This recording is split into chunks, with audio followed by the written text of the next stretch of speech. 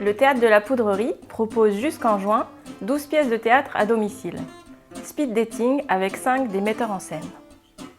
Alors, la compagnie Théâtre du Grabuge a eu la chance d'être associée dès 2012 à la préfiguration du Théâtre de la Poudrerie à Sevran, avec un premier spectacle qu'on a créé avec des gens d'ici, des femmes d'ici, qui s'appelait Poste à valise. Et puis ensuite, on a pu faire 2 spectacles à domicile. Nous, on n'avait jamais fait de théâtre à domicile. Et on a découvert l'expérience vraiment formidable d'être au plus près des gens, chez les gens, de rencontrer les Sevranais et d'avoir leur réaction sur ce qu'on a à dire, comment on peut en parler avec eux et ce dont il est important de parler aujourd'hui avec les gens à travers le théâtre.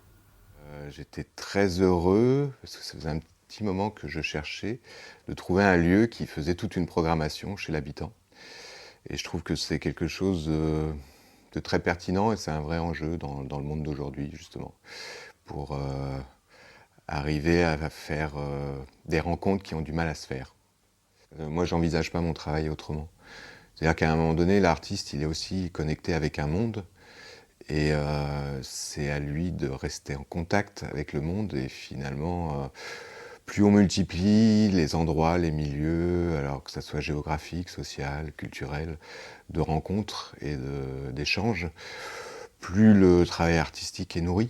Parce que finalement, l'artiste, il fait simplement poser un regard sur un monde et essayer de le partager.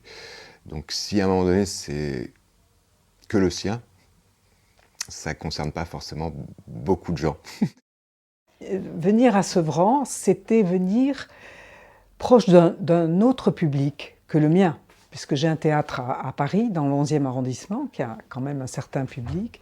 Je ne crois pas que je vais beaucoup changer les choses, parce que je ne crois pas que parce qu'on fait un théâtre à domicile, il n'y a pas la même rigueur, il n'y a pas le même questionnement d'un texte qu'un spectacle qu'on joue chez soi, dans un théâtre ou dans un autre théâtre. Ça, moi, je ne crois pas.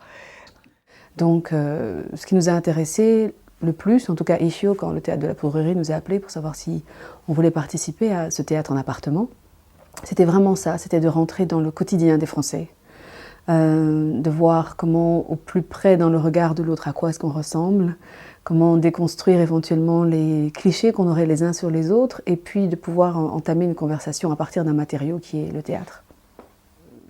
Il y a probablement certaines appréhensions, moi je me demande aussi, voilà, parce qu'il y a d'autres attentes, vous venez chez moi, je vous accueille, est-ce que le propos va me plaire complètement? Mais je pense qu'il y aura probablement une certaine liberté de parole qui n'existe pas quand on est dans un théâtre établi avec 4 murs et qu'on sort après prendre son métro ou son taxi pour rentrer chez soi. Il y a aussi la question du choix. Il y a énormément de pièces qui sont proposées par le Théâtre de la Poudrerie et les gens choisissent ce qu'ils aimeraient accueillir chez eux. Donc il y a un titre, une parole d'auteur ou une thématique qui leur parle et qu'ils aimeraient voir se développer dans leur mur. Et ça, c'est déjà... C'est comme si pour une fois, on avait l'occasion de faire un pas vers l'autre, mais en même temps.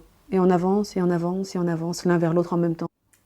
Je voulais faire des formats portatifs pour aller à la rencontre de ceux qui ne vont pas spontanément au théâtre. Faire du théâtre à domicile, c'est parler aux gens d'à côté, à qui normalement on ne devrait pas parler parce qu'il faut chacun être dans son truc. Ben non, on y va. Et on ne rencontre jamais assez les autres et on ne rencontre jamais assez de gens différents de soi. Le milieu de la culture, c'est un tout petit milieu. On se reconnaît rien qu'à nos lunettes, à nos façons de se coiffer, de s'habiller, voilà. Et on crève à un moment, ça sent le renfermer. Et moi, pour qui j'écris, pour qui je crée? Pour tout le monde. Alors si je ne vais pas au contact de tout le monde, eh ben, en fait, je me taris, je me dessèche. Moi, j'ai besoin des gens.